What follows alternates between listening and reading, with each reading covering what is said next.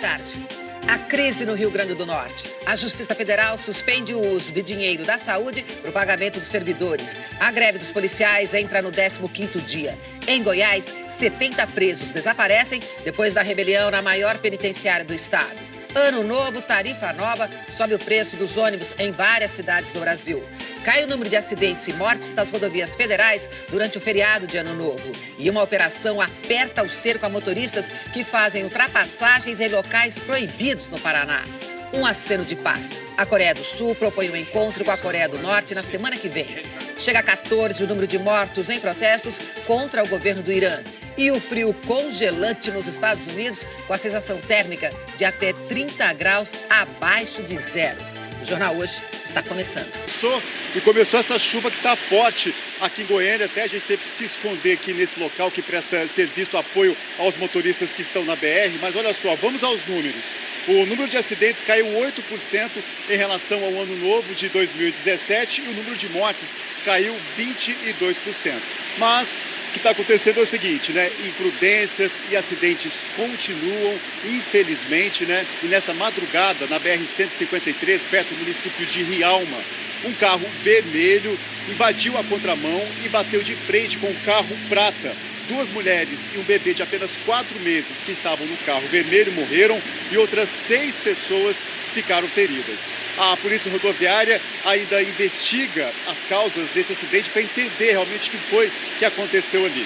E olha só, nós tivemos acesso na Polícia Rodoviária Federal um balanço de todas as multas registradas no ano passado. Isso serve de alerta, porque, sabe por quê? Em 2017, mais da metade foi por excesso de velocidade. Motorista acelerando o carro a 197 km por hora. O flagrante foi na BR-467, no Paraná, onde o limite de velocidade é de 110 km por hora. Na BR-060, na saída de Goiânia para o sudoeste de Goiás, este motorista foi parado depois que o radar móvel registrou uma velocidade de 147 km por hora. O limite na pista é de 110 km por hora. Por que você estava a 147? Atraso, né? Atraso. Outro motorista parado por excesso de velocidade, 145 km por hora, quando também poderia estar a no máximo 110 km por hora. Já falei, já deu uns puxão de orelha nele já. A gente distraiu aqui conversando aqui, distraiu aqui no acelerador do carro aqui. Os motoristas trataram as estradas federais como pista de corrida em 2017. Mais da metade das multas aplicadas no ano foi por excesso de velocidade. Foram pouco mais de 2.400.000. O excesso de velocidade é responsável por 1 em cada 3 mortes por acidentes de trânsito em todo o mundo, segundo a Organização Mundial de Saúde. De acordo com a Polícia Rodoviária Federal, o limite de velocidade para uma via é determinado de acordo com estudos sobre a estrutura da pista. Neste trecho urbano da BR-153 em Goiânia, por exemplo, a velocidade máxima é de 80 km por hora por causa do grande movimento de veículos. Hoje em dia esses carros às vezes a gente nem percebe, né? Se a gente não ficar policiando o velocímetro, às vezes a gente nem percebe que está excedendo a velocidade. Dirigir em alta velocidade diminui a capacidade do motorista de evitar um acidente, mesmo nos carros mais modernos. Infelizmente, ele não vai ter tempo para poder reagir no caso de qualquer situação inesperada. Um animal que atravessa na pista, um buraco, a probabilidade dele provocar um acidente grave é muito grande por conta da velocidade que é abusiva. Outra infração que chama a atenção nas estradas federais é a ultrapassagem proibida. O número aumentou entre 2016 e o ano passado. E por isso hoje, primeiro dia útil do ano, a Polícia Rodoviária Federal do Paraná montou uma operação para flagrar os motoristas imprudentes. A reportagem é do Wilson Kirsch. Na BR-116, região de Curitiba, um flagrante em dose dupla. O carro branco abre para fazer uma ultrapassagem num trecho de linha contínua e menos de 200 metros depois, repete a manobra. De novo. Mais uma. A motocicleta faz a mesma coisa no mesmo trecho. Os flagrantes são da operação que a Polícia Rodoviária Federal fez hoje de manhã. Como às vezes fica difícil monitorar as ultrapassagens proibidas por terra, um helicóptero também ajudou nos trabalhos. É uma motocicleta na cor vermelha, ultrapassagem faixa contínua aí no 146. O motociclista que fez a ultrapassagem perigosa achou que tinha escapado, mas foi abordado 500 metros depois. Voltou com escolta e uma multa que vai pesar no bolso. A gente dá um momento de bobeira, a gente já faz isso, né? Esse que é o problema. A pressa custa caro. A ultrapassagem pela contramão rende multa de R$ 1.467 e 7 pontos na carteira. Se o motorista forçar a passagem entre os carros, o valor da multa pula para quase R$ 3.000 e ele ainda tem a carteira suspensa. A fiscalização tenta acompanhar o ritmo dessa direção perigosa. Em 2016, foram 267 mil multas por ultrapassagem proibida. Em 2017, 272 mil. A Polícia Rodoviária Federal registra uma ultrapassagem proibida a cada 2 minutos no Brasil. Essa é a 4ª infração mais comum no país e a 5ª causa de mortes por acidentes nas estradas. Lembrando que a ultrapassagem indevida, além da questão da multa, é o risco que ela representa. Ela costuma provocar colisões frontais e as colisões frontais respondem por aproximadamente 30% das mortes em rodovias federais no Brasil. E vamos ver agora como está o movimento na ligação ao litoral de São Paulo. A repórter Solange Freitas está na rodovia dos Imigrantes. Oi, Solange, boa tarde. Muito carro e muito vento por aí. Isso mesmo, Zileide. Boa tarde para você, boa tarde a todos. E os turistas que estão voltando para casa neste momento enfrentam 20 quilômetros de congestionamento na rodovia dos Imigrantes. Nós estamos aqui no início da viagem em Cubatão e olha só como é que está a situação. As 2 imigrantes estão liberadas para o pessoal que sai da Baixada e vai para São Paulo. O trânsito está bem lento e esse trânsito aqui reflete também nas outras estradas da Baixada Santista. Já o pessoal que está de férias e está vindo aqui para o litoral, que quer ficar na praia, também enfrenta a lentidão na Via Anchieta. Zileide. Obrigada, Solange. Bom trabalho aí para você. E a Justiça Federal suspendeu o uso de dinheiro da saúde para pagar salários atrasados de servidores do Rio Grande do Norte, inclusive de policiais e bombeiros que estão em greve. Vamos então a Natal falar com a repórter Emily Virgílio, que tem todos os detalhes. Oi, Emily, boa tarde. Oi, Zileide, boa tarde. O juiz federal Eduardo Dantas, da 14ª Vara Federal aqui do Rio Grande do Norte, suspendeu o uso dos 225 milhões de reais da saúde para o pagamento dos salários atrasados dos servidores. A utilização dessa verba federal destinada à saúde tinha sido autorizada no domingo pelo desembargador Cornélio Alves, do Tribunal de Justiça aqui do Estado. Mas a Advocacia Geral da União entrou com uma ação para impedir o pagamento e hoje a Procuradora-Geral da República, Raquel Dodge, alegou que o uso do dinheiro federal destinado à saúde para pagar os servidores é inconstitucional. Ela fez um novo pedido ao Supremo Tribunal Federal pela suspensão desse pagamento. O governo do estado disse que ainda não foi notificado e só vai se pronunciar quando tiver acesso à decisão. A paralisação dos policiais e bombeiros completou hoje 15 dias. Ontem, a Secretaria de Segurança e o Comando Geral de Polícia Militar, da Polícia Militar aqui do Rio Grande do Norte, disseram que vão cumprir uma outra decisão judicial, a que manda prender policiais e bombeiros que apoiem ou promovam a paralisação. Hoje até nós vimos alguns carros da PM nas ruas, mas a maioria dos policiais não saiu dos quartéis. A categoria alega falta de condições de trabalho, como coletes vencidos e viaturas com problemas mecânicos. Já os policiais civis estão em assembleia neste momento e devem decidir até o meio da tarde se voltam ou não ao trabalho. Mas eles já adiantaram que não têm condições de voltar com os salários atrasados. Só quem ganha até R$4.000 recebeu o mês de novembro. E o governo do estado não divulgou ainda quando vai terminar de pagar a folha de novembro, nem quando vai pagar o 13º e o salário de dezembro. Zileide. Obrigada, bom trabalho. Vamos falar agora sobre a rebelião e fuga de presos na maior penitenciária de Goiás. No começo desta edição, nós dissemos que 70 presos tinham sido recapturados. Agora há pouco, a polícia atualizou o número. 143 dos 242 presos que fugiram já estão atrás das grades de novo. A reportagem é de Ludmila Rodrigues. Nesta chácara, a 5 quilômetros do complexo prisional, que fica em Aparecida de Goiânia, a polícia militar encontrou 8 presos. Moradores ajudavam dando pistas sobre os foragidos. Eu visualizei ali um suspeito. ali na frente. As características batem muito com os outros 8 que foram pegos na propriedade de um amigo meu ali. O helicóptero ajudou a capturar até quem estava escondido no capim perto do presídio. A todo momento, policiais e guardas civis chegavam com fugitivos. 242 homens conseguiram escapar.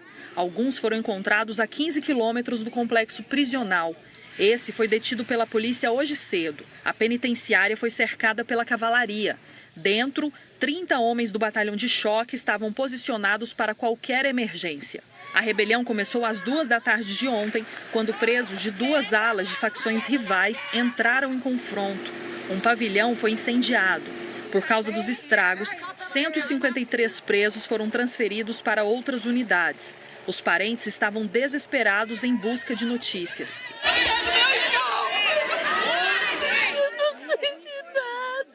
Às 4h, o grupo de operações penitenciárias e batalhão de choque retomaram o prédio. No começo da noite, a Secretaria de Segurança Pública confirmou: 9 presos morreram, 14 ficaram feridos e foram levados para 2 hospitais. 6 continuam internados. 5 agentes tomavam conta de mais de 760 presos quando a rebelião começou. A própria Secretaria de Segurança Pública reconheceu que a estrutura que separa as alas do presídio é frágil. Por isso, os detentos rivais conseguiram invadir as celas e provocar o tumulto. Para evitar que outras rebeliões aconteçam, o governo do estado disse que vai inaugurar novos presídios nos próximos meses e também contratar mais agentes. A polícia de São Paulo está investigando de onde saiu o tiro que matou um menino de 5 anos na passagem do Ano Novo. O menino estava brincando no quintal de casa quando foi atingido. A reportagem é de Ana Paula Campos. Era meia-noite de Ano Novo. Tinha barulho de festa, comemoração e fogos. Arthur, de 5 anos, estava brincando no quintal dessa casa, na zona sul de São Paulo, fazendo bolinhas de sabão. De repente, caiu. Os parentes o levaram correndo para o hospital, achando que ele tinha se machucado quando bateu a cabeça no chão. Só aí descobriram que ele tinha sido atingido por uma bala perdida. Como que você vai identificar? Estava meia-noite em ponto. Tava na hora que ainda estava comemorando, sabe, se abraçando. Não tem como saber. O menino precisava ser transferido porque o hospital onde ele estava não tinha UTI para atendimentos mais graves. A família demorou 7 horas até conseguir uma vaga numa UTI infantil. Arthur não resistiu. Morreu ontem por volta das 6h. Na casa onde estava sendo a festa, ficou o brinquedinho no chão. O portão de chapa de aço estava fechado e não tem nenhuma marca. A polícia não descarta nenhuma hipótese. Os investigadores procuram imagens de câmeras de segurança que possam mostrar se havia alguém atirando para comemorar o Ano Novo. Os policiais disseram que vão ouvir vizinhos e parentes de Arthur para descobrir de onde partiu o tiro. Tá todo mundo desconsolado. Não tem ninguém que esteja melhor. Acho que tem gente que esteja pior, talvez, mas ninguém aceita, né? O hospital para onde o menino foi levado disse que a transferência demorou porque não tinha vagas na rede pública. Já a Secretaria Estadual da Saúde disse que não recebeu nenhum pedido de transferência. O presidente Michel Temer, que está se recuperando de uma infecção urinária, passou amanhã no Palácio do Jaburu. Giovana Brasil, boa tarde. Pois, Eleide, boa tarde. O presidente Michel Temer já tirou a sonda colocada no dia 13 de dezembro por causa de uma obstrução na uretra. O médico dele, Dr. Miguel Sroge, disse que o presidente está urinando bem e que poderá fazer a dilatação da uretra, eventualmente, sempre que for necessário. Temer, que não aparecia em público desde a quarta-feira da semana passada, hoje deu uma caminhada no lado externo do Palácio do Jaburu. Ele fez um exercício ali, ficou uns 20 minutos se exercitando, e o Palácio do Planalto chegou a divulgar uma agenda aqui para o presidente Michel Temer com despachos internos depois das 10 da manhã, mas o presidente está trabalhando de casa mesmo. No fim da manhã recebeu 3 ministros, o secretário da Presidência Moreira Franco, o chefe da Casa Civil, ministro Eliseu Padilha, e o secretário de Governo, Carlos Marum. Esses primeiros dias do ano devem ser de trabalho mais moderado para o presidente, já que ele está cumprindo a orientação médica para repousar por causa da infecção urinária que está sendo tratada com antibióticos. O presidente tem um impasse para resolver, que é o cargo, o novo ministro do Trabalho. O deputado Pedro Fernandes, que chegou a ser anunciado pelo PTB como o novo ministro do Trabalho para substituir Ronaldo Nogueira, disse que não vai poder assumir o cargo. Ele agradeceu a indicação do partido, feita pelo líder Jovair Arantes, pelo presidente do PTB Roberto Jefferson, também pelo próprio ex-ministro Ronaldo Nogueira, mas disse que, infelizmente, não deu para ser ministro devido ao embaraço que ele cria na relação do presidente Michel Temer com o ex-presidente José Sarney. Ambos são do estado do Maranhão. Lembrando que Pedro Fernandes chegou a ser anunciado ministro do Trabalho pelo PTB, mas o Palácio do Planalto nunca confirmou o nome dele para o Ministério do Trabalho. Zileide. Obrigada, Gioconda. A partir de hoje, as tarifas dos ônibus intermunicipais no estado de São Paulo estão 3,3% mais caras. Em várias cidades do país, o preço do transporte público já subiu ou vai subir nos próximos dias. Veja na reportagem de Graziela Azevedo. Com a cidade ainda em ritmo lento de ressaca, a notícia de que as tarifas de ônibus, trens e metrô em São Paulo vão subir de R$ 3,80 para R$ 4,00 nem se espalhou direito. Eu nem estou sabendo, soube agora que você está falando. As passagens de ônibus intermunicipais já subiram e o reajuste de 5,26% nas tarifas dos ônibus urbanos vai acontecer no próximo domingo. O mesmo está acontecendo em outras cidades do país. Em Campinas, no interior de São Paulo, o reajuste foi de quase 4,5%. Em Uberaba, no Triângulo Mineiro, as passagens subiram mais de 5%. Em Florianópolis, aumento de mais de 7%. E em Goiânia, os donos das empresas de ônibus estão pedindo aumento de 19%, mas a prefeitura ainda está discutindo esse aumento. E depois do susto e das reclamações vem o impacto do aumento da condução no orçamento das pessoas e na inflação do país. O peso do transporte coletivo é grande nos dois. Essa professora de finanças diz que para os 44 milhões de brasileiros que vivem com menos de um salário mínimo, os gastos com transporte público comprometem 26% da renda. Faz com que as pessoas tenham que priorizar, elas têm que mudar as prioridades delas e acabam tendo que tirar de alimentação, de saúde, de moradia para pagar transporte. Isso é bem complicado. A professora fez os cálculos do impacto dos transportes na inflação, levando em conta um aumento médio de 7% nas tarifas. A gente está falando aí de um grupo que pega mais ou menos de 15% a 16% da inflação geral e esse grupo de transportes coletivos mais ou menos 5%. Então esse aumento que a gente tem aí nas tarifas médias dentro do Brasil deve levar um impacto aí, um aumento de 0,2% a 0,3% na inflação nesses próximos meses. Mas se pesa de um lado, alivia de outro. Estados e prefeituras com dívidas, queda de arrecadação ou as duas coisas juntas precisam diminuir despesas. Em São Paulo, a prefeitura desembolsou em 2017 quase 3 bilhões de reais em subsídios, dinheiro que ela paga às empresas de ônibus para bancar parte da tarifa. Esse gasto agora vai diminuir. Já o passageiro não tem como escapar do aumento. Pesa bastante. Sempre faz falta. No fim do mês, dá uma diferença tremenda.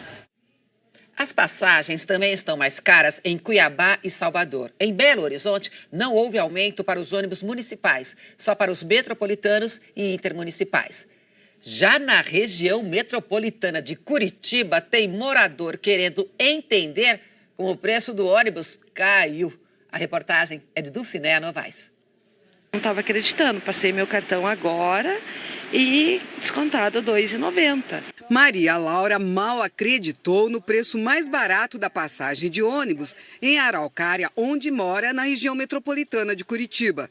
2018 começou com esta boa notícia. Pagar menos para andar de ônibus, quem não quer? Por isso, a redução na tarifa agradou os moradores de Araucária. A passagem que custava R$ 4,25, agora passa a custar R$ 2,90. É uma economia de R$ 1,35 para o bolso do passageiro que pega ônibus dentro da cidade. Redução que se deve, segundo a Prefeitura do município, a corte de gastos na administração do transporte coletivo. A Prefeitura extinguiu a Companhia de Transporte Urbano e assumiu o controle direto. O ponto de partida foi a análise da planilha de custos, que identificou preços exagerados de alguns serviços. A Prefeitura pagava até mesmo o trajeto dos ônibus da garagem até o terminal antes do embarque de passageiros, um item que não estava previsto no contrato. Também o subsídio, que em 2016 chegou a 47 milhões de reais, já caiu para 23 milhões em 2017. Para 2018, a previsão é de que o gasto fique em 18 milhões de reais. Nada mais justo do que o município repassar ao usuário essa diferença que vinha sendo cobrada de maneira exagerada anteriormente. Isso não implica, por exemplo, na qualidade e manutenção dos ônibus? De maneira nenhuma. Os ajustes que foram feitos, não houve corte de horário, não houve redução de linha, não houve redução dos serviços. Quem usa o transporte na cidade vai ficar de olho nas contas da Prefeitura e na qualidade do serviço. Teria que ver, né? Porque eles geralmente tiram de um lugar para colocar em outro, né? Então teria que ver de onde que viria essa diferença, né?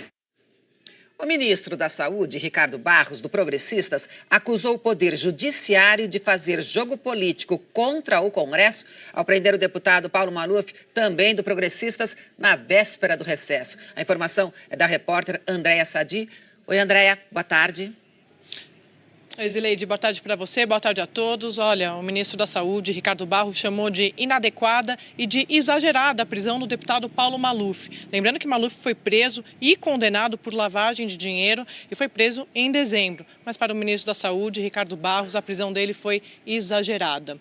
O ministro também descartou qualquer tipo de possibilidade de Maluf ser expulso do Progressistas. Ele disse que o partido não é dessas coisas. Ele aproveitou também para fazer críticas a integrantes do Judiciário. Ele diz que toda vez que o Congresso ameaça votar a lei de abuso de autoridade, os investigadores prendem políticos. Zileide. Obrigada, Sadi.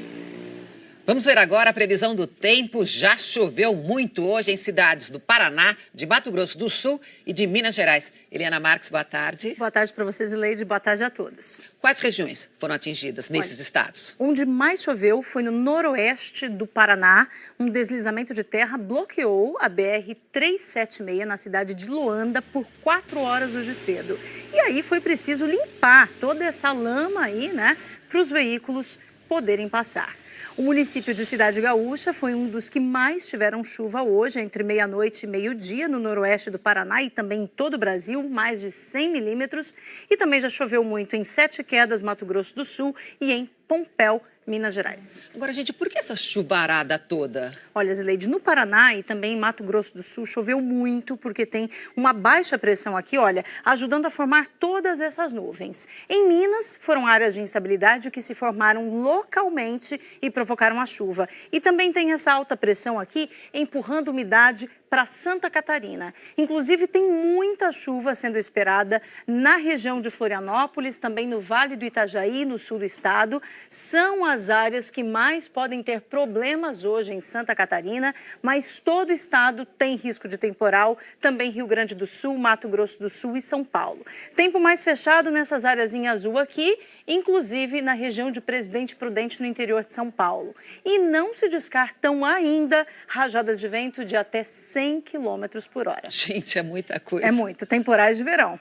Agora, e nas outras regiões? Olha, previsão de chuva também lá na região norte, em todo o centro-oeste, aqui entre Maranhão, sul do Piauí, oeste e sul da Bahia. Os temporais podem chegar com tudo também nessa área aqui, ó, entre Belo Horizonte, Zona da Mata e até a divisa de Minas com o sul do Espírito Santo. E aí sobra somente essa área aqui no Nordeste, com previsão de tempo firme, vai de Salvador até Teresina. São Luís pode ter chuva, mas é pouca chuva e só agora à tarde. Em Macapá, máxima de 34, Goiânia e Belo Horizonte com 31. A gente viu Goiânia já com chuva, né? Aqui no jornal hoje. Porto Alegre Alegre, máxima de 28 graus. E amanhã, alguma mudança? Tem sim. Lá no sul, o tempo abre. Agora, nas outras áreas do país, os temporais vão continuar se espalhando e eles devem ser piores, mais intensos entre Curitiba, São Paulo e Rio. Aqui na capital paulista, previsão de bastante chuva amanhã de madrugada, de manhã e até o início da tarde, principalmente. Vai dar uma esfriadinha também à tarde. No Rio de Janeiro, a chuva deve apertar amanhã, entre amanhã à tarde e à noite, Zileide. Obrigada. De nada. Chuva aqui, agora já o frio na região central e leste dos Estados Unidos não dá trégua. A sensação térmica em alguns lugares já chegou a 35 graus negativos. 4 pessoas morreram. Por isso, nós vamos a Nova York conversar com o correspondente Felipe Santana. Felipe, meu Deus, como está o frio por aí agora? Sensação térmica de 16 graus negativos, Zileide. Boa tarde para você, boa tarde a todos. Temperatura real agora, 9 graus negativos. Aqui onde a gente está, na beira do rio, é ainda pior, porque tem vento. Então isso faz a sensação térmica despencar. E ainda vai piorar, Zileide, porque está vindo para cá uma massa de ar ártico. A expectativa é que no sábado faça 17 graus negativos e uma sensação térmica de 25 graus negativos aqui em Nova York. Os meteorologistas dizem que vai ser o janeiro mais frio da história dos Estados Unidos. A gente veio aqui para a beira do rio, esse lugar que não seria o mais conveniente para vir num dia de frio, porque a gente quer mostrar essa fábrica que está aqui atrás. Muita gente vem aqui para Nova York e se pergunta o que é esse vapor que se vê de vez em quando saindo das ruas e também de algumas chaminés. Essa é a fábrica responsável pelo aquecimento da cidade. Ela aquece mais de 2.000 prédios, inclusive o Empire State Building, que a gente está vendo ali do lado.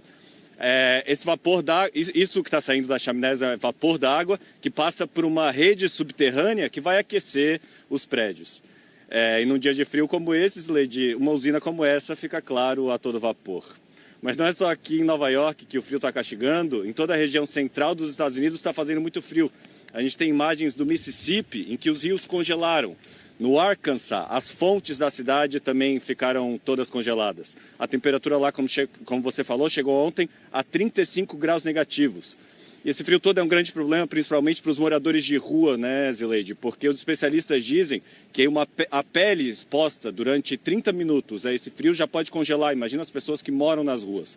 As pessoas que cuidam dos abrigos dizem que num dia frio como esse, a população de moradores de rua dentro de abrigos dobra, Zileide.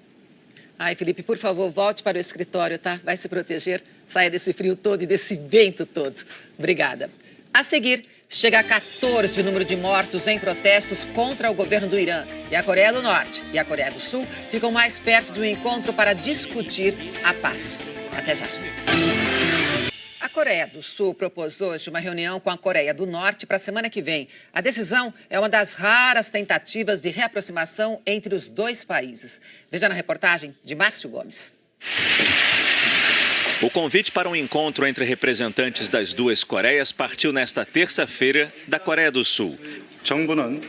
O ministro para a Unificação enviou a proposta para as autoridades do Norte, próxima terça-feira, dia 9, na fronteira entre os dois países. Segundo Cho Myung-yong, a conversa será sobre uma possível participação dos norte-coreanos nos Jogos Olímpicos de Inverno em fevereiro, na cidade sul-coreana de Pyeongchang.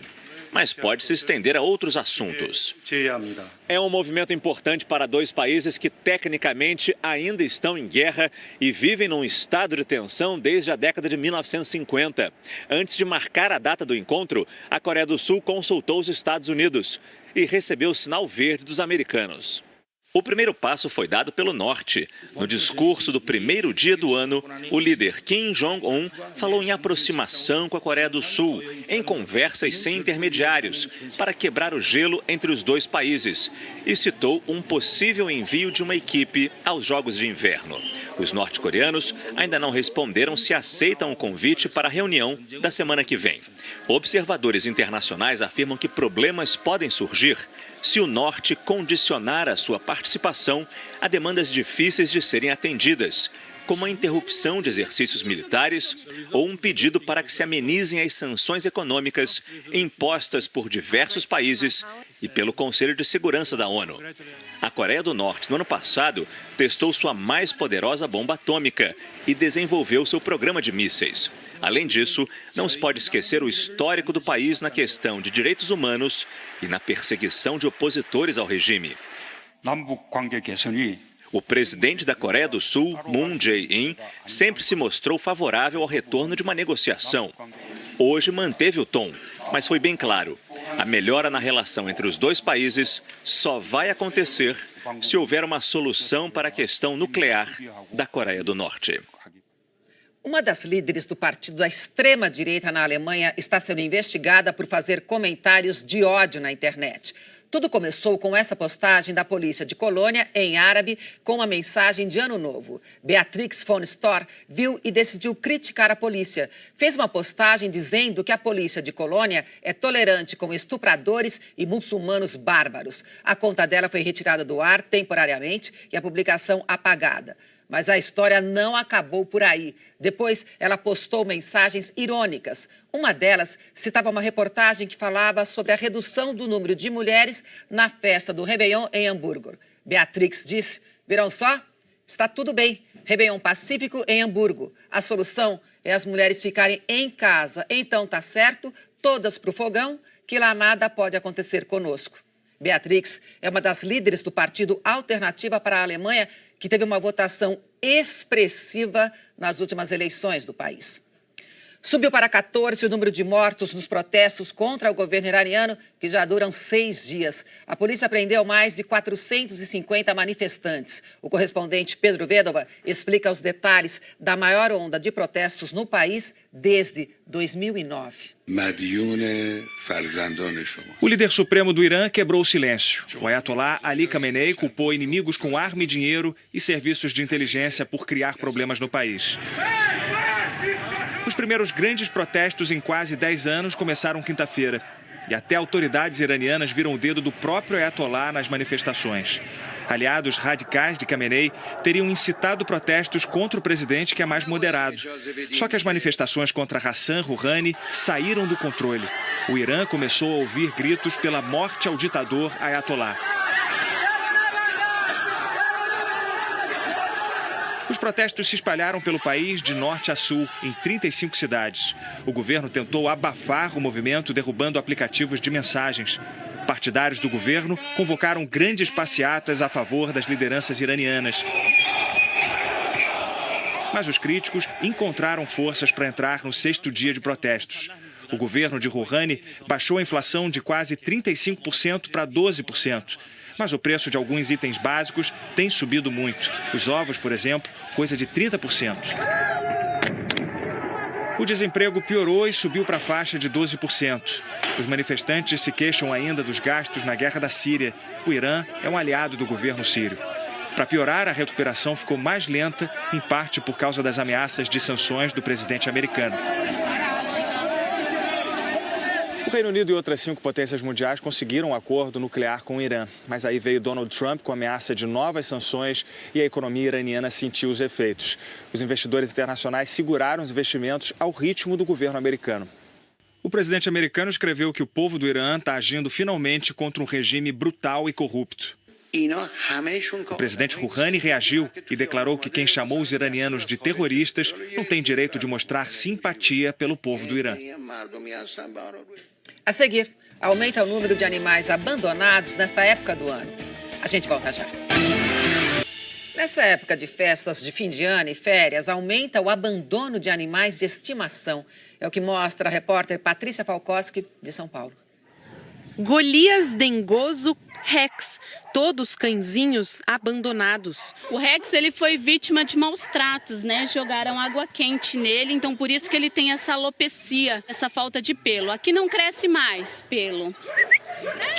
Há 12 anos, a ONG resgata cachorros maltratados e ajuda os animaizinhos a encontrar um lar. E para alimentar essa turma, são 200 quilos de ração por dia que a ONG recebe de doações.